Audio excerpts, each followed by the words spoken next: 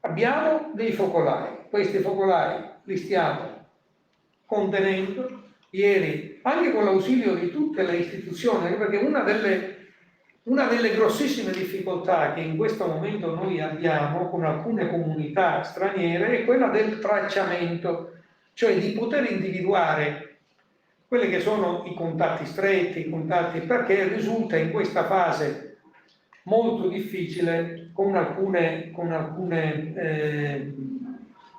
comunità. Sono 7 i microfocolai seguiti in queste ore dall'USS Eugenia di Padova, che tra città e provincia ha riscontrato una novantina di casi positivi al coronavirus. Oltre alla comunità camerunense, una trentina di casi scoperti dopo una cerimonia funebre, e ai 12 positivi del mercato agroalimentare di Padova, sono emerse positività anche nella sede del Corriere SDA a Limina, 17 più un contatto esterno all'azienda che è stata momentaneamente chiusa. Una decina di casi nella stamperia Clesp di Via del Progresso a Padova, con 8 casi correlati. Le case di riposo sono delle situazioni, chiamiamole così, secondarie alla presenza in quelle sedi di persone che hanno avuto modo di essere a contatto col focolaio iniziale.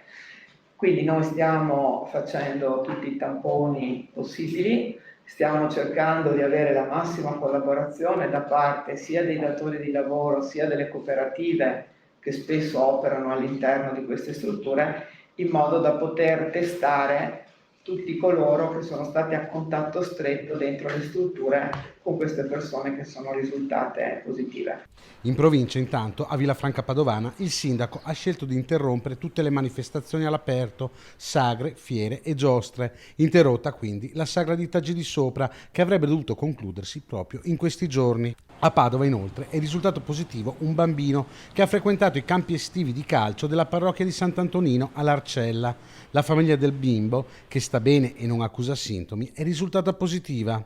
Il centro estivo è stato comunque chiuso, tutti i locali sono stati igienizzati e tutti i 30 compagni che hanno condiviso spazi con il bambino saranno sottoposti a tampone. Su questo centro estivo è scattata naturalmente tutta un'indagine che prevede innanzitutto l'identificazione di tutti i bambini che hanno fatto parte di quel nucleo del centro estivo. Si sono identificati e sia loro sia i loro insegnanti andranno a fare, è stato già programmato per oggi, il tampone per verificare se c'è stata una possibile trasmissione dell'infezione.